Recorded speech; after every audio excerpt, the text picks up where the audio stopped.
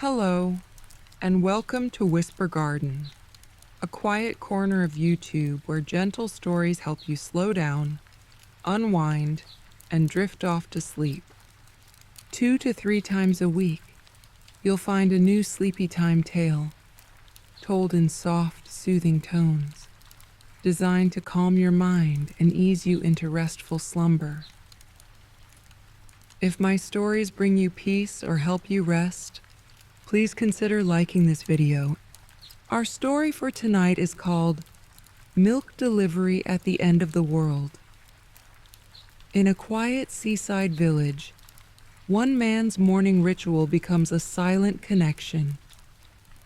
Drift with us into a world of milk delivery at the end of the world. Chapter 1: The Last Route. The alarm never rang anymore. Clem Thistle's eyes simply opened in the darkness, just as they had for 63 years, at precisely 3:15. He lay still for a moment, listening to the soft percussion of rain against his bedroom window and the deeper bass note of waves crashing against the cliffs beyond the village. His joints complained as he pushed back the quilt and set his feet on the cold floorboards. Dawn was still hours away. "Morning again," he said to the empty room, his voice like dried leaves rustling. The walls offered no response, but that was fine. He hadn't expected one for years now. In the kitchen, he lit the small copper kettle with a match and spooned loose tea into his chipped enamel mug while waiting for the water to boil. The kitchen window faced east, toward the sea, but there was nothing to see yet. Just his own weathered reflection ghosting against the darkness. He could make out the white tufts of hair that still clung to his scalp, the deep creases around his mouth and eyes. Tea in hand, he shuffled to the cramped shed attached to the rear of his cottage. The familiar smell greeted him. Oil, rubber, metal, and the faintest trace of milk that had spilled and soured decades ago, never fully scrubbed away. His bicycle leaned against the wall, its black paint dulled with age, the wicker basket on the front handlebars frayed but sturdy. "Morning, old friend," Clem murmured, running his fingers along the cool frame. "Ready for the rounds." He rolled the bicycle out and set to work. First the chain, rusty in spots but functional, each link oiled with careful precision. Next, a check of the tires, still holding air despite their cracks. The brakes, hardly necessary on the gentle slopes of the village roads, but he inspected them anyway. Routine was comfort. Routine was certainty. Back inside, he dressed methodically. Long underwear first, then heavy wool trousers and a flannel shirt. Thick socks, sturdy boots, the leather cracked but shaped perfectly to his feet. A sweater knitted so long ago he could no longer remember if his wife Elma had made it, or if it had been a gift from his mother. Last came his cap, set at a slight angle that Elma had once called rakish. In the pantry, he counted the bottles he'd prepared the night before. 7 glass milk bottles, cleaned and filled from his single goat Matilda, who lived in a small pen behind the cottage. The milk was creamy and rich, though Clem suspected it wasn't as good as it once had been. Matilda was old too, after all. He placed the bottles carefully into a wooden crate and secured it to the rack over the rear wheel of his bicycle. The eastern sky had begun to lighten, though the sun remained well below the horizon. A gray-blue twilight settled over the village as Clem wheeled his bicycle down the narrow stone path from his door. and onto what had once been the village's main street. The road was little more than a path now, weeds pushing up between the cobblestones, nature slowly reclaiming what humans had abandoned. Clem moved in a comfortable rhythm.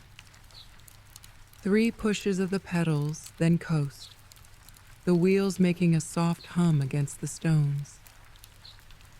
The clink of glass bottles kept time like a metronome. His first stop was what had once been the baker's shop. The stone building stood dark and empty, windows boarded, the faded sign still hanging crookedly above the door. Harmon's Fine Breads. Clem dismounted carefully, selected a bottle from his crate, and placed it gently on the stone step. "Morning, Thomas," he said to the empty doorway. "Fair day for May. The sea's running high with the spring tides." He stood for a moment as if waiting for a response, then nodded and returned to his bicycle. This was how it had been for years now. How many, he couldn't precisely say. Time had become fluid, the days bleeding into one another like watercolors on wet paper. The next stop was the old schoolhouse, its red door faded to the color of dried blood. A bottle on the step. "Mornin', Miss Pennery. Mind the rain today. Your rheumatism never did like the damp." On he went, to the fishmongers, the chandlers, the tailors. Each stop the same ritual, a bottle, a greeting, a moment of silence.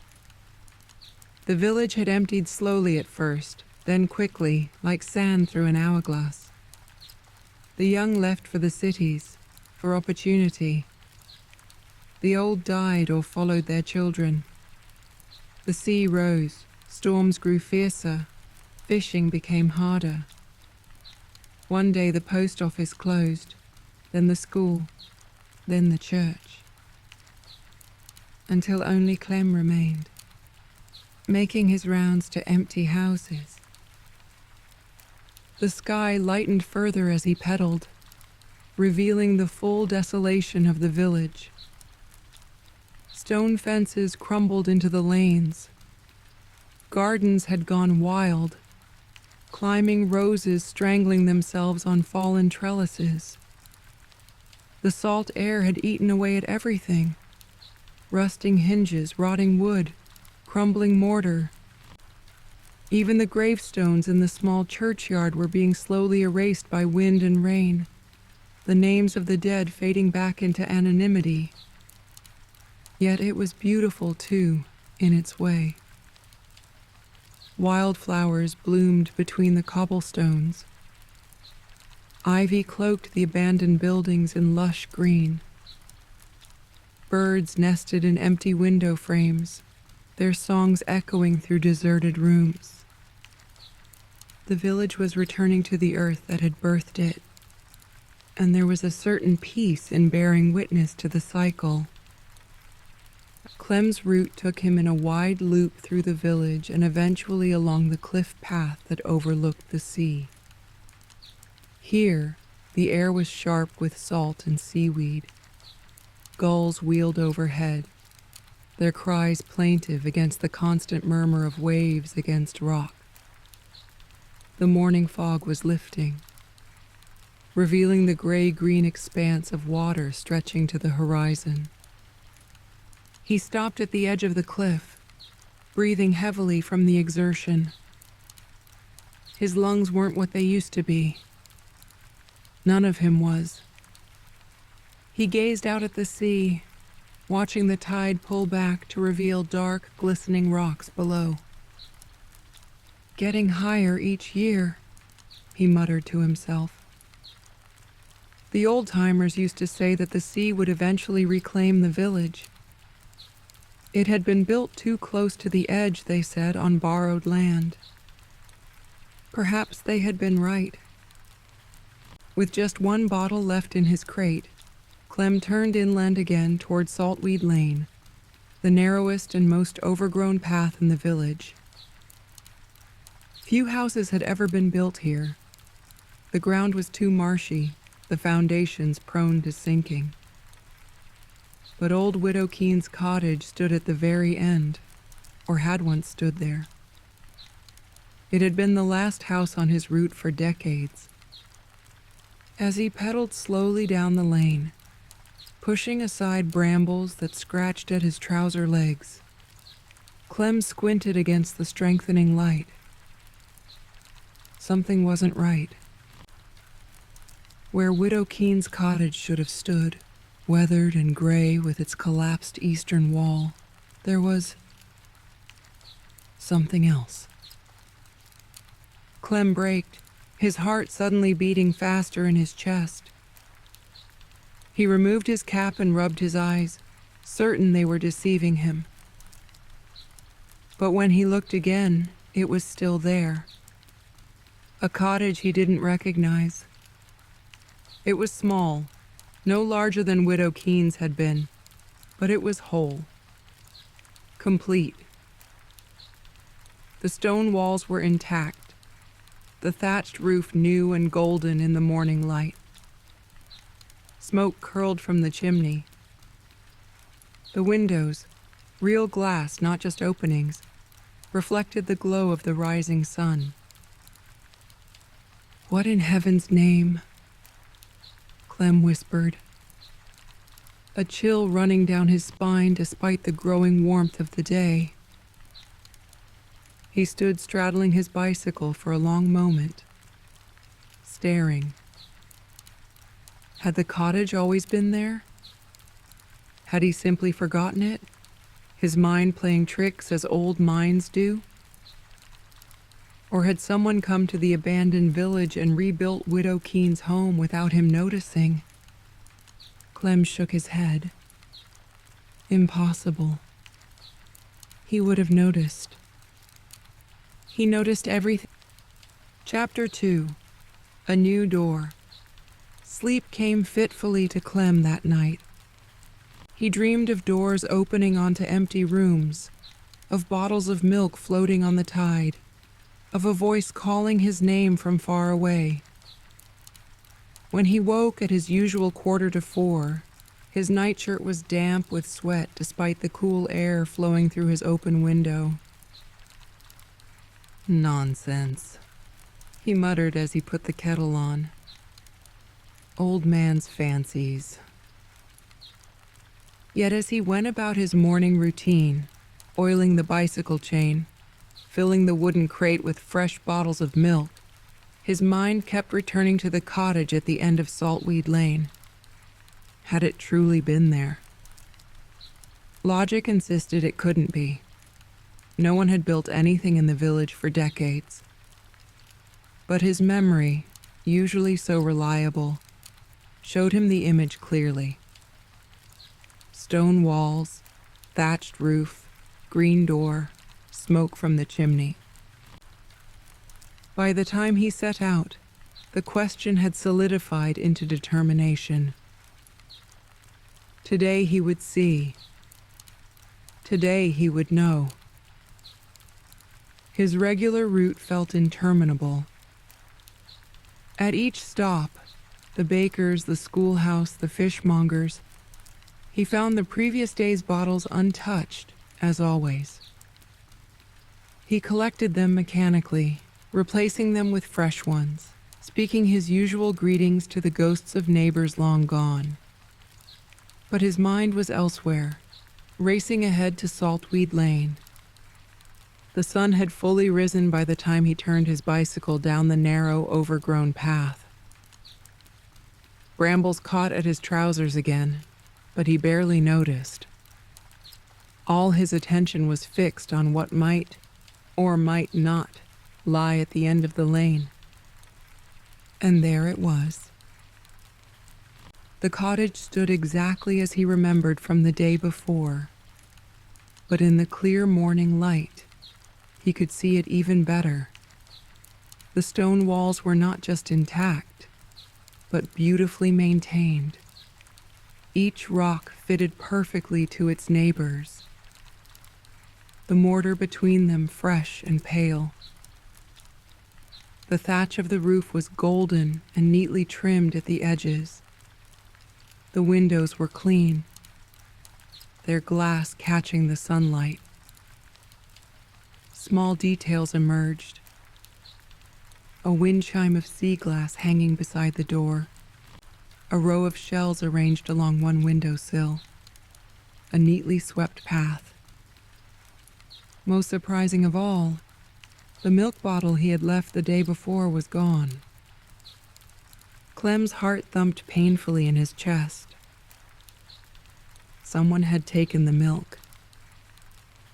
Someone was here, in his empty village, in this impossible cottage. He dismounted from his bicycle with more haste than usual, wincing as his knees protested. One hand went to his cap, adjusting it nervously. With the other, he retrieved a fresh bottle of milk from his crate and approached the cottage. As he neared the door, he noticed something that hadn't been there the day before: a mailbox. Small and white, it was mounted on a post near the gate he hadn't seen yesterday. Or hadn't there been a gate? He was suddenly unsure. But the mailbox was definitely new. He paused to examine it, looking for a name. But the little door was closed, and the side of the box was blank. "Curious and curiouser," he murmured to himself, an expression Elma had been fond of using. At the door, he set down his bottle of milk, just as he had done the day before. But this time, something caught his eye. A small object on the stone step, partially hidden by the corner of the welcome mat. And there hadn't been a welcome mat yesterday, had there?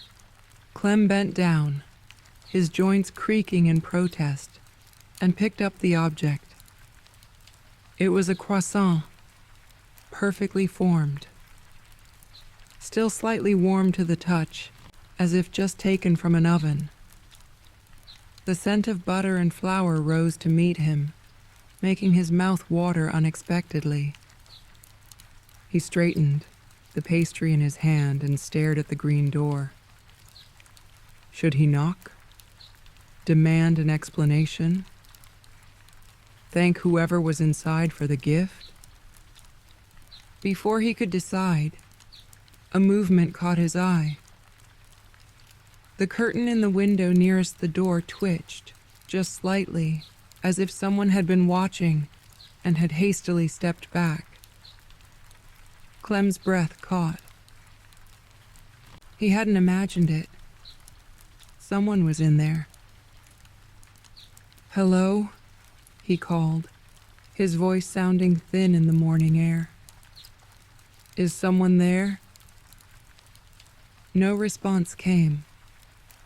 The cottage remained silent, its secrets held close. After a moment's hesitation, Clem placed the croissant carefully in the basket of his bicycle. Then, feeling oddly formal, he removed his cap and addressed the cottage directly. "Thank you for the pastry," he said, feeling slightly foolish but compelled to acknowledge the exchange. "And for taking the milk. I'll bring another bottle tomorrow, if you'd like." Still no response, but Clem thought, though he couldn't be certain, that the curtain moved again, just the slightest flutter. He replaced his cap, nodded once to the silent cottage, and returned to his bicycle. As he pedaled away, the croissant's buttery scent rose from the basket, reminding him that whatever mystery surrounded the cottage at the end of Saltweed Lane, it was not a phantom of his aging mind. Someone was there. Someone real. The next morning, Clem found himself taking extra care with his appearance. He polished his boots, something he hadn't done in years, and selected his least worn shirt. He even trimmed his wispy beard, peering at his reflection in the cloudy mirror above his wash basin. Vanity at your age, he scolded himself. But there was no real reproach in his voice. For the first time in longer than he could remember, he felt a flutter of anticipation as he prepared his milk bottles and loaded them into the wooden crate. His route through the village was the same as always, but he moved with a new energy, eager to reach Saltweed Lane. When he finally turned his bicycle down the narrow path, the morning sun was breaking through a thin layer of clouds, casting dappled shadows on the overgrown lane. The cottage waited at the end just as before. Today, Clem noticed a row of lavender plants along one side of the garden, their purple blooms nodding in the gentle breeze. Had they been there yesterday? He couldn't be sure. The milk bottle from the previous day was gone again, the stone step empty save for another pastry. A small bun glazed with what looked like lemon icing, crystalline and tempting. Clem collected it with a smile and left a fresh bottle in its place. This time he lingered longer, studying the cottage. The curtains were still drawn, but smoke curled from the chimney, and he thought he could smell something cooking. Bread, perhaps, or porridge. "It's going to be a fine day," he said aloud, addressing the silent cottage. "The tide will be low around noon if you're of a mind to walk on the beach. The sand dollars wash up this time of year. You can find them if you know where to look." He paused, feeling a bit foolish, but then continued. "I've lived here all my life. I could show you if you wanted." No response came, but Clem hadn't really expected one. He nodded, more to himself than to the cottage, and returned to his bicycle. The lemon bun joined him for the ride home, its sweet scent keeping him company. And so a pattern was established. Each morning, Clem would make his rounds through the village, saving Saltweed Lane for last. Each day he would find the previous day's milk bottle gone and a new pastry in its place. A fig scone, a cinnamon roll, a delicate madeleine still warm from the oven. Each day he would leave a fresh bottle and speak to the cottage, telling it about the village, the weather, the tides. He told the cottage about his bicycle, how the left pedal stuck slightly when it rained, how the wicker basket had been rewoven by Elma 30 years ago and still held strong. He described the changing colors of the sea, how it turned from gray to green to deep blue, depending on the sky and the depth of the tide. He spoke of the wild strawberries that grew along the cliff path, tiny and sweet, and how the ravens that nested in the church tower could mimic human speech if you listened closely enough. Never once did he see whoever lived inside the cottage. Sometimes he thought he caught a glimpse of movement behind a curtain, or heard what might have been a floorboard creaking, but no one ever opened the green door. No one ever spoke back to him. Yet Clem felt, with increasing certainty, that he was being heard. The pastries became more elaborate, as if in response to his stories. When he mentioned his fondness for blackberries, the next day brought a blackberry tart. When he spoke of autumn approaching, cinnamon-spiced apple bread appeared on the step. And the cottage itself seemed to respond to his attention, The garden grew more established with each visit, more lavender, a rosemary bush, a trellis of climbing roses. Wind chimes appeared, then a bird feeder, then a small bench near the gate. It was as if the cottage was settling into the village, putting down roots, becoming real. One morning in late summer, nearly 3 months after he had first discovered the cottage, Clem paused after delivering his milk and retrieving the day's pastry, a delicate apricot Danish. "I've been thinking," he said to the silent cottage, "that it's a bit odd, us being neighbors and all, and me not knowing your name." He cleared his throat. "I'm Clem Thistle. Clem to most, though there's not many left to call me anything now. Been the milkman here." Chapter 3. A tiny music box. The fog rolled in thick and silent during the night, and when Clem woke at his usual 3:45, the world outside his window was a soft gray blur. He could hear the foghorn from the abandoned lighthouse at the point, its mournful call echoing across the hidden village. "Pea soup morning," he murmured to himself as he lit the copper kettle. The phrase had been his father's, who had claimed you could stand a spoon upright in fog this dense. The moisture in the air made Clem's joints ache more than usual, and he moved slowly as he prepared for his rounds. The wooden crate seemed heavier today, the bottles within catching what little light filtered through the fog and transforming it into ghostly glimmers. His route through the village took on a dreamlike quality. The familiar buildings emerged from the mist only when he was nearly upon them, then faded back into obscurity as he pedaled away. The bottles he had left the day before sat untouched on doorsteps, beaded with condensation, like offerings to gods long departed. Even the sounds were muffled. The creak of his bicycle, the clink of glass, his own breathing. The village had always been quiet, but in the fog it seemed to exist in a bubble separate from time itself.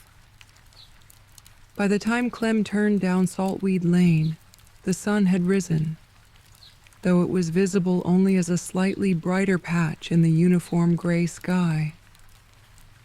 The brambles that usually snagged at his trousers were heavy with dew, bending away from the path as if in deference to his passage. The cottage at the end of the lane appeared gradually, its outline softened by the mist. Today, a warm light glowed in one window, a beacon in the gray morning. Smoke from the chimney rose straight up, undisturbed by any breeze, before disappearing into the low clouds. As Clem approached, he saw that the milk bottle from the previous day was gone, as usual. But instead of a pastry on the step, there was something else. Something small and square. He dismounted carefully and approached the door. The object became clearer. A box, no larger than the palm of his hand, made of dark wood polished to a soft gleam. Intricate carvings adorned its surface, vines and flowers that seemed to flow around the edges as if moved by an invisible current. Clem picked it up gently, feeling its weight, solid and real in his weathered hand. There was a small brass clasp on one side. After a moment's hesitation, he released it and lifted the lid. Music immediately filled the foggy air, a melody so delicate and sweet that Clem caught his breath. It was a tune he didn't recognize, yet it seemed hauntingly familiar, like something heard in a half-forgotten dream. The notes spun out, clear and pure, seeming to hover in the mist around him. Inside the box, A tiny mechanism turned, its teeth plucking at small metal tines to create the music. Nestled beside it was a small piece of paper, folded into quarters.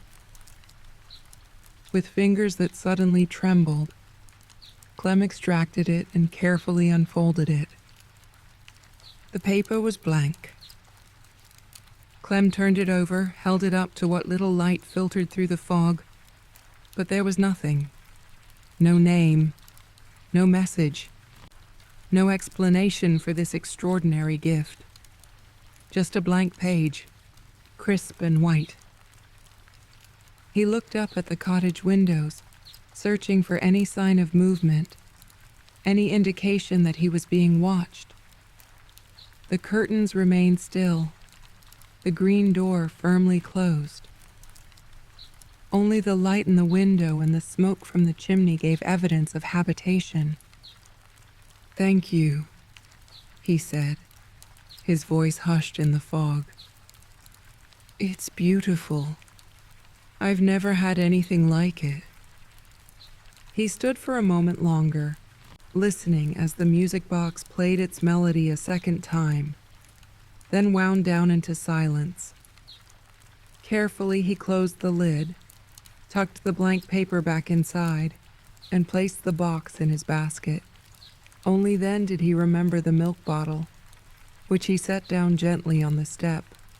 As he prepared to leave, he hesitated, then spoke again to the silent cottage.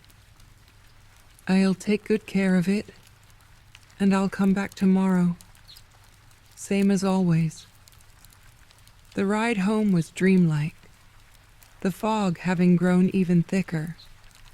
Clem found himself humming the melody from the music box, its notes weaving through his thoughts like the mist through the village streets.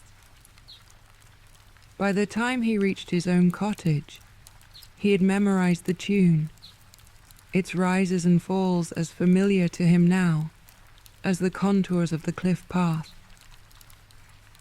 Throughout the day, as he tended to Matilda and his small garden, the melody stayed with him. He hummed it while washing the empty bottles for tomorrow's delivery, while cooking his simple dinner, while mending a tear in his oldest work shirt. The tune seemed to fit itself to whatever task he was performing, slowing for careful work, quickening for more vigorous activities. That night, as he lay in bed listening to the foghorn still sounding in the distance, Clem realized that the song from the music box had become a part of him, as essential as the rhythm of the tides or the call of the gulls. A gift more lasting than any pastry, more personal than a pot of clotted cream. He fell asleep with the melody in his mind, and for the first time in years, he dreamed not of empty rooms or silent shores, but of dancing, himself and Elma, young again, twirling on the village green while unseen musicians played the sweet, haunting tune. The fog had lifted by morning, leaving the world washed clean and bright. Clem's step was lighter as he prepared for his rounds, the melody from the music box still accompanying his movements. He placed the box itself on the small table beside his bed, where he could see it first thing each morning and last thing each night. His route through the village was unchanged, but Clem found himself noticing details he had overlooked in recent years. How the stone of the old church glowed golden in the morning light. How the path to the schoolhouse was lined with wild bluebells. How the sea in the distance shifted from teal to azure as the sun climbed higher. When he reached Saltweed Lane, he was humming the melody openly, letting it carry him down the narrow path to the cottage. The building looked especially welcoming today, its windows sparkling in the sunlight, the roses on the trellis beginning to bloom, their pink blossoms like small cupped hands reaching for the light. The milk bottle he had left the previous day was gone, and in its place was a simple butter cookie, shaped like a crescent moon and dusted with sugar. Clem collected it with a smile and left a fresh bottle in the usual spot. But today, instead of immediately mounting his bicycle to return home, he found himself lingering. The garden around the cottage was lovely, but in need of attention. Weeds had sprouted between the lavender plants, and fallen leaves from the nearby rowan tree had collected in the corners of the stone path. Without really planning to, Clem found himself bending down, plucking a dandelion from between two stones. Once he had started, it seemed the most natural thing in the world to continue. He worked methodically, moving around the garden, clearing weeds, gathering fallen leaves, straightening the shells that lined one flower bed. All the while, he hummed the melody from the music box, its rhythm matching the steady movement of his hands. He was so absorbed in his task that he almost didn't notice the time passing. The sun had moved significantly across the sky by the time he straightened up, his lower back protesting the unaccustomed activity. He looked around with satisfaction at the tidier garden. "There now," he said aloud. "That's better. Those lavender plants needed breathing room. They'll thank you for it with stronger blooms come next summer." As he spoke, he noticed something he hadn't seen before. A loose shutter on one of the windows, hanging slightly askew. Without hesitation, Clem moved to examine it.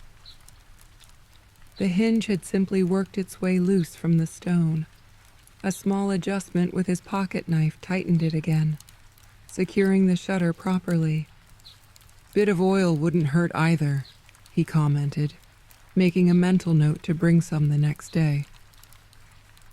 "Keeps the rust away, especially with the salt air we get here."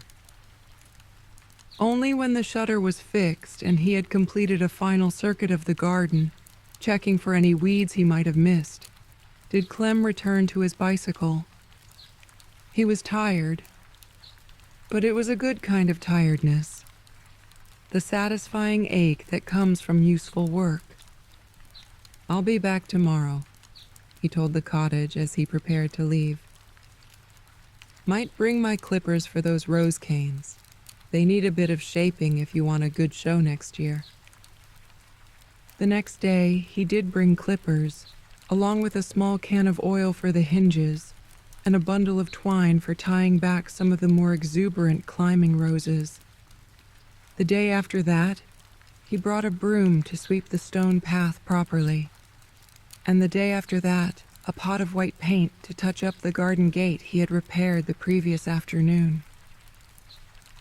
Each morning, he would deliver his milk bottle, collect whatever treat had been left for him: a raspberry tartlet, a cheese straw, a slice of gingerbread, and then set to work on some small task around the cottage. Never anything major, never anything presumptuous. Just the kind of maintenance one neighbor might naturally do for another. A loose nail hammered back in place, a bird feeder refilled, a window cleaned of sea spray. And each day, the cottage seemed to respond in its own silent way. The curtain in the front window, which had always been drawn, was pulled aside one morning, revealing a glimpse of a warm interior, a wooden table, a vase of wildflowers, a rocking chair by the fireplace. A new wind chime appeared, this one made of polished driftwood that clacked gently in the breeze. A lantern was hung by the door. Chapter 4. Milk for the Milkman. Rain fell gently over the village, a soft patter against stone and wood that had been going on since midnight. Clem woke to the familiar sound, comforting in its constancy. The world outside his window was painted in shades of gray. The sky, the sea, the wet stone of the village streets all blending into one another. His morning routine felt different today. As he lit the copper kettle and spooned the loose tea into his mug, Clem's movements were slower than usual, more deliberate. His joints ached more fiercely in the damp weather, and there was a heaviness in his chest that hadn't been there the day before. "Getting old," he told his reflection in the kitchen window. The face that looked back at him was weathered, lined with years and salt air and solitude. When had he grown so ancient? It seemed only yesterday that he had been young, pushing his bicycle up the steep hill to the lighthouse, Elma walking beside him with a picnic basket over her arm. In the small pantry where he kept his milk bottles, Clem encountered something unexpected. Emptiness. The shelf where 7 bottles should have waited, washed and ready for filling, stood bare. He frowned, trying to remember if he had forgotten to prepare them the night before. But no. He distinctly recalled washing each one, setting them to dry on the wooden rack beside the sink. He had planned to fill them in the morning, as always. Yet they were gone. "Losing my mind at last," he muttered, but without real concern. What did it matter if his memory played tricks on him now? The milk deliveries were a ritual, not a necessity. No one drank the milk he left on the empty doorsteps throughout the village. Only the cottage at the end of Saltweed Lane made use of his daily offering, and even then, who could say if the milk was actually consumed or simply discarded? Still, he had made his rounds every day for over 60 years, and he wasn't about to stop now, bottles or no bottles. The route itself was the point. The act of pedaling through the village, greeting the ghosts of his neighbors, maintaining the rhythm of life in a place where life had all but departed. He oiled his bicycle chain, checked the tires, and wheeled the bike out into the rain.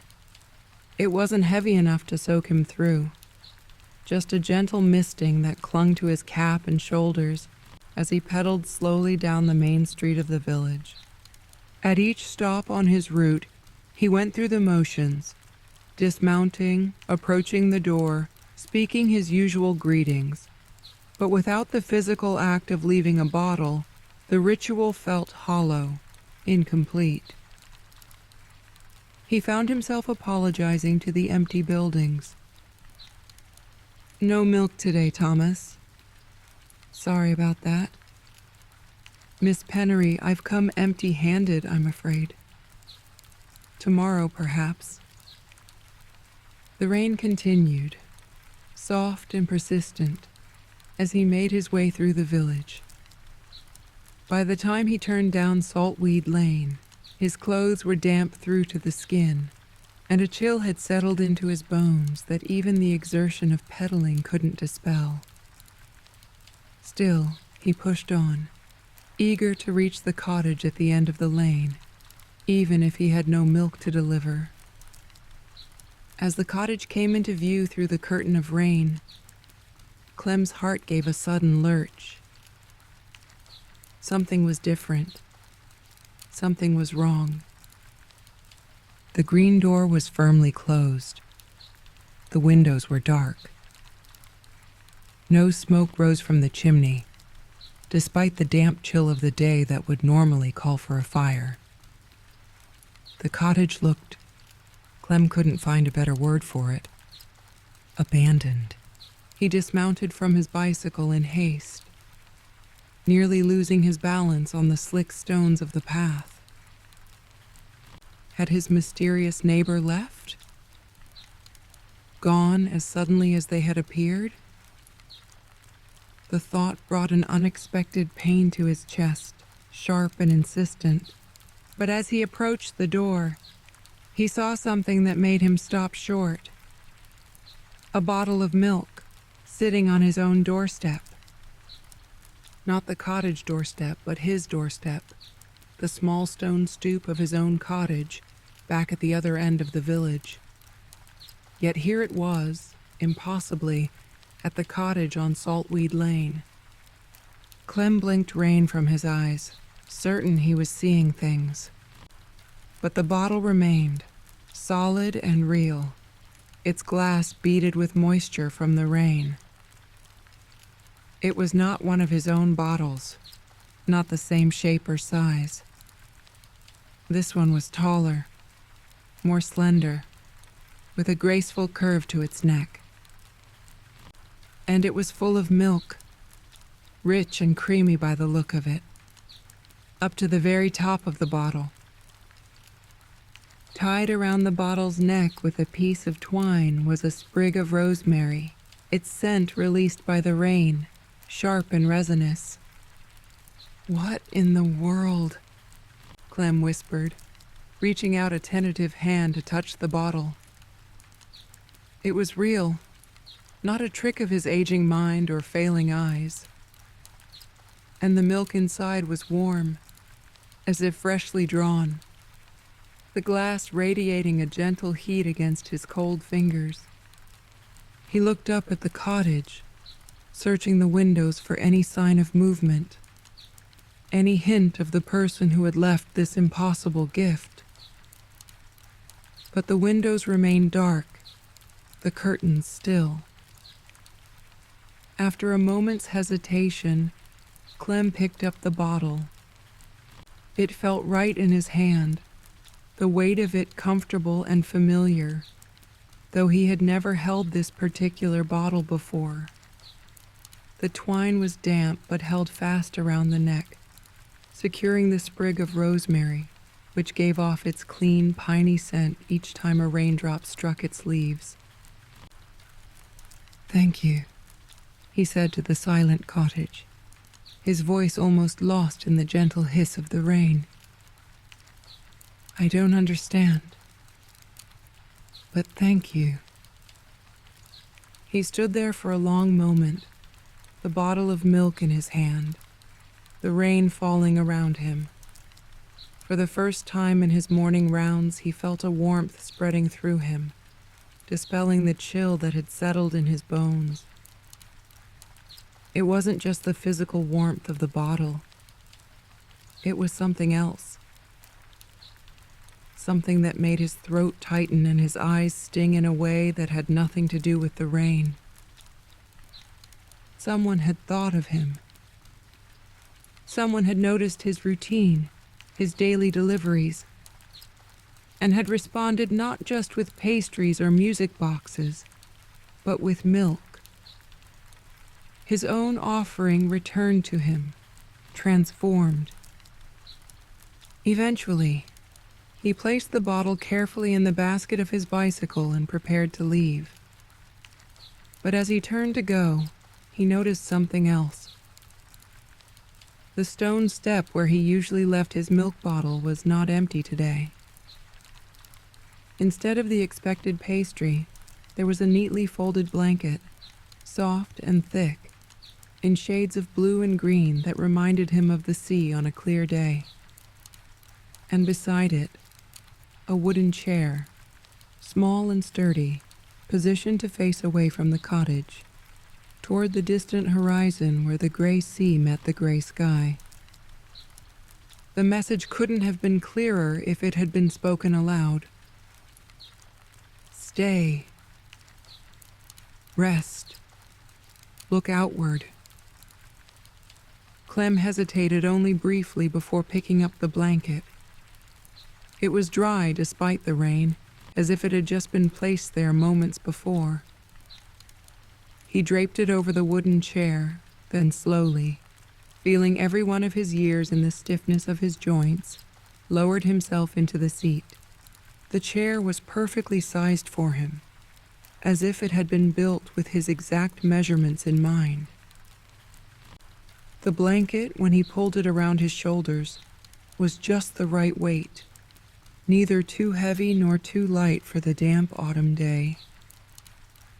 Facing away from the cottage as he was, Clem could see past the end of Saltweed Lane to where the ground fell away toward the sea.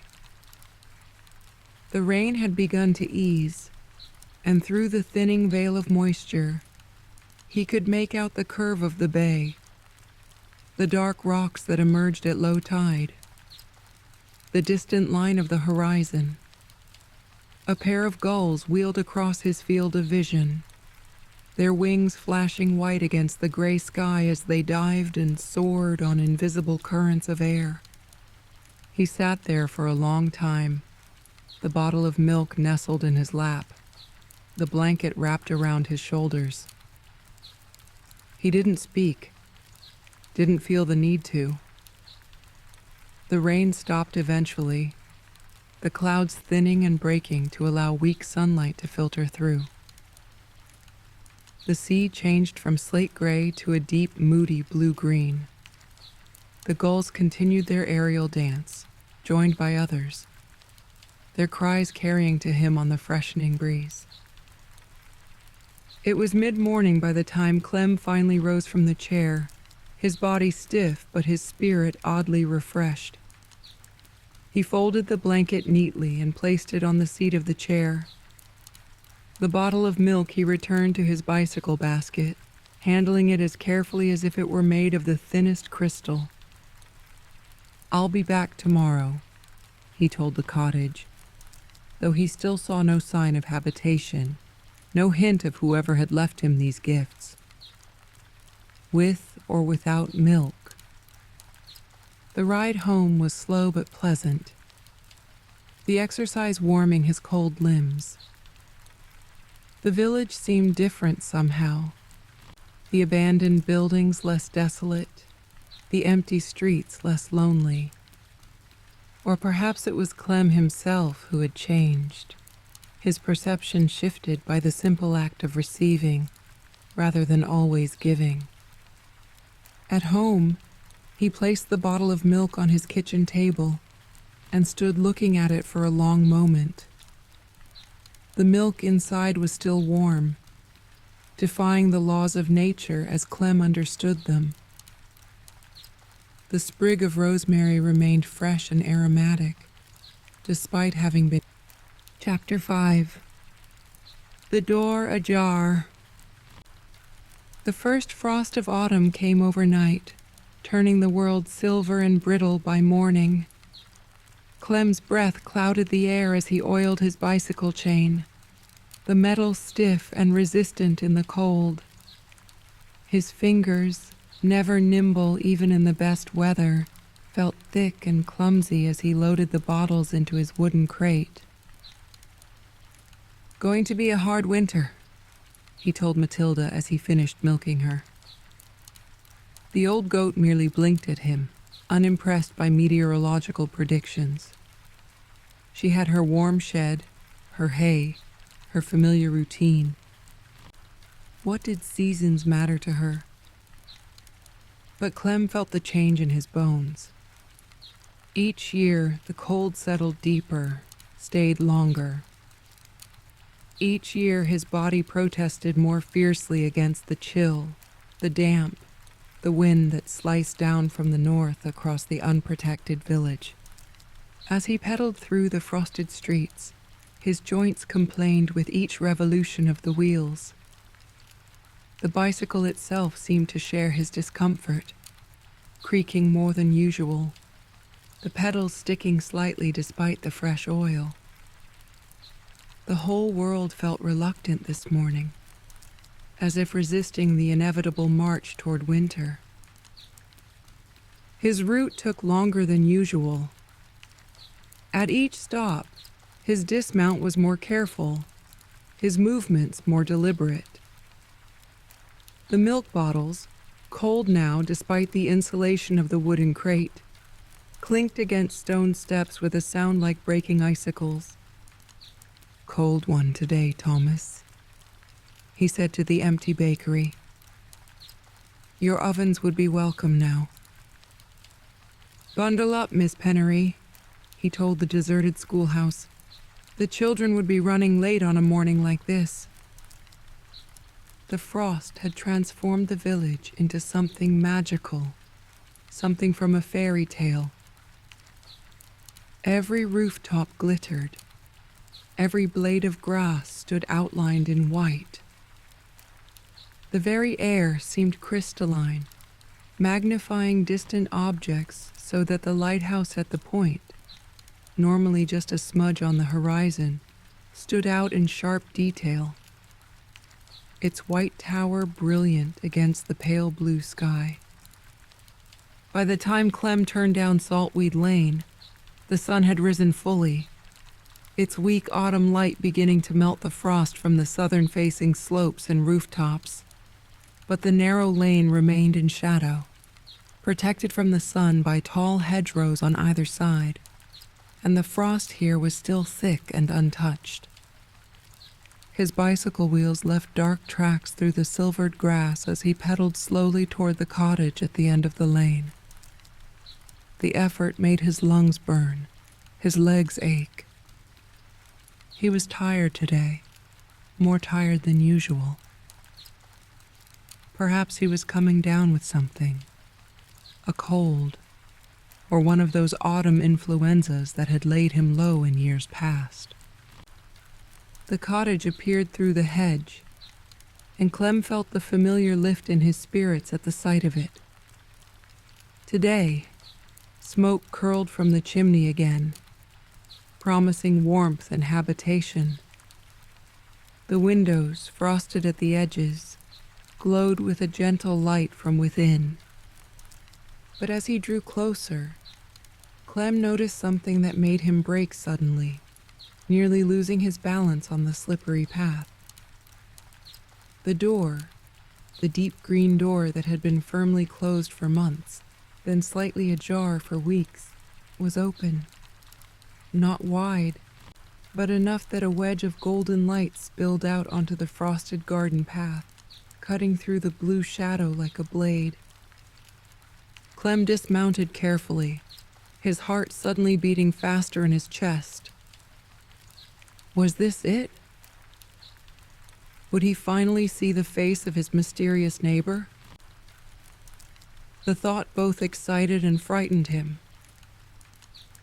What if the sight of another human after so many years of solitude proved too much for his old heart? But curiosity overcame caution. He approached the cottage slowly, the last bottle of milk clutched in his cold hand. The garden was silent, the wind chimes motionless in the still air. Even the birds seemed to be holding their breath, watching. At the door, Clem hesitated. Should he knock? Call out? Simply push the door wider and step inside? None of these options felt right. This was not his home, not his place to enter uninvited, no matter how long he had tended the garden or fixed loose shutters. In the end, he did what he had always done. He bent down, his back protesting, and placed the bottle of milk carefully on the stone step. Then he straightened up and spoke to the open door. "Milk delivery," he said, his voice sounding thin in the frosty air. "Cold one today." No response came from within the cottage, but the quality of the silence had changed. It felt expectant, attentive. Clem had the distinct impression that he was being listened to, though by whom or what, he couldn't say. After a moment, drawn by an impulse he couldn't name, he took a single step forward and peered through the open door.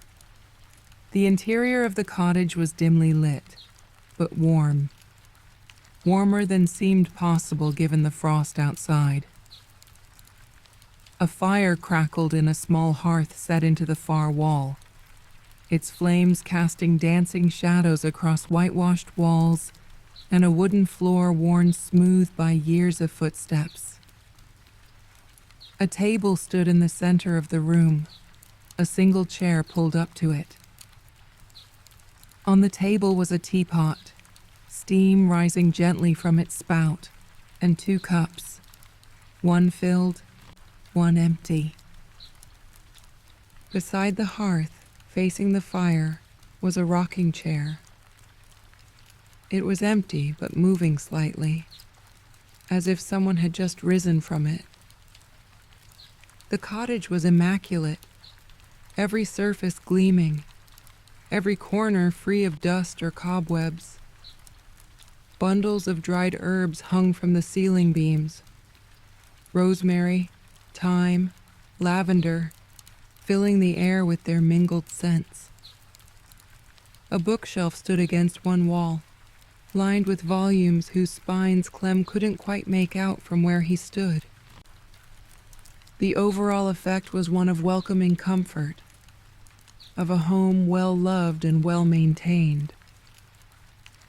It reminded Clem, with a pang that was more sweet than bitter, of how his own cottage had looked when Elma was alive. Always warm, always ordered, always ready to receive a guest, expected or not. But there was no one visible inside the cottage. No mysterious baker of pastries, no silent tender of gardens, no one to explain the music box or the bottle of milk that had appeared on his doorstep. "Hello?" Clem called softly, not daring to step fully inside without invitation. "Is anyone there?" Only the crackling of the fire answered him. He was about to retreat when his eyes fell on something he had missed in his initial survey of the room. A second rocking chair, placed on the opposite side of the hearth from the first. This one was newer, its wood darker and less worn. A knitted blanket was draped over its back. The same blanket, Clem realized with a start, that had been left for him on the doorstep that rainy day. The blanket in shades of blue and green that reminded him of the sea. It was an invitation. It couldn't be anything else. Still, Clem hesitated. To enter this cottage, after months of standing outside, speaking to closed windows and a shut door, it felt momentous, a threshold in more ways than one. Once crossed, he sensed, there would be no going back to the way things had been. But the fire was so warm, and his old bones so cold. The teacup on the table steamed invitingly. The rocking chair with its sea-colored blanket seemed to be waiting just for him. Clem took a deep breath and stepped inside. The warmth enveloped him immediately, wrapping around him like a physical presence. The scents intensified. Wood smoke, herbs, beeswax, and something else. Something sweet and indescribable that made him think of summer meadows and Elma's laugh. He moved slowly across the room, his footsteps loud in the silence. The floorboards didn't creak beneath his weight, though they looked ancient enough that they should have.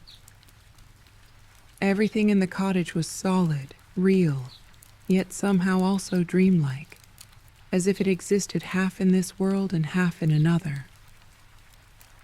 At the hearth, Clem paused again, looking down at the empty rocking chair with its sea-colored blanket, this close to the fire. Chapter 5. The door ajar. The first frost of autumn came overnight, turning the world silver and brittle by morning. Clem's breath clouded the air as he oiled his bicycle chain, the metal stiff and resistant in the cold. His fingers, never nimble even in the best weather, felt thick and clumsy as he loaded the bottles into his wooden crate. "Going to be a hard winter," he told Matilda as he finished milking her. The old goat merely blinked at him, unimpressed by meteorological predictions. She had her warm shed, her hay, her familiar routine. What did seasons matter to her? But Clem felt the change in his bones. Each year, the cold settled deeper, stayed longer. Each year, his body protested more fiercely against the chill, the damp, the wind that sliced down from the north across the unprotected village. As he pedaled through the frosted streets, his joints complained with each revolution of the wheels. The bicycle itself seemed to share his discomfort, creaking more than usual, the pedals sticking slightly despite the fresh oil. The whole world felt reluctant this morning, as if resisting the inevitable march toward winter. His route took longer than usual. At each stop, his dismount was more careful, his movements more deliberate. The milk bottles, cold now despite the insulation of the wooden crate, clinked against stone steps with a sound like breaking icicles. "Cold one today, Thomas," he said to the empty bakery. "Your ovens would be welcome now." "Bundle up, Miss Pennery," he told the deserted schoolhouse. "The children would be running late on a morning like this." The frost had transformed the village into something magical, something from a fairy tale. Every rooftop glittered. Every blade of grass stood outlined in white.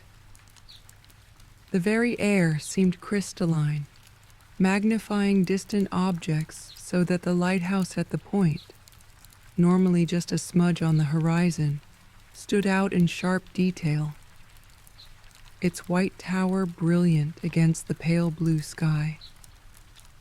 By the time Clem turned down Saltweed Lane, the sun had risen fully, its weak autumn light beginning to melt the frost from the southern-facing slopes and rooftops.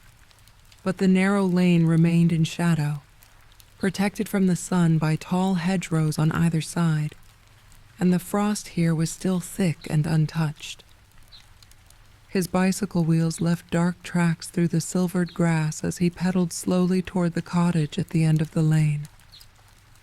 The effort made his lungs burn, his legs ache. He was tired today, more tired than usual. Perhaps he was coming down with something, a cold, or one of those autumn influenzas that had laid him low in years past.